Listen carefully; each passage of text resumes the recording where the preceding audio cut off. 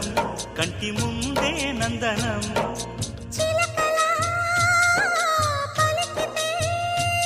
ఉండిపోదా సంబరం గుండె కాదా మందిరం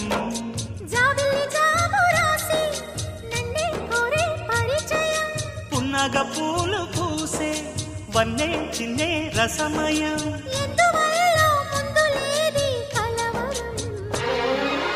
అగిరి పడిన పెదవికేంటి అర్థం అడుగుతాని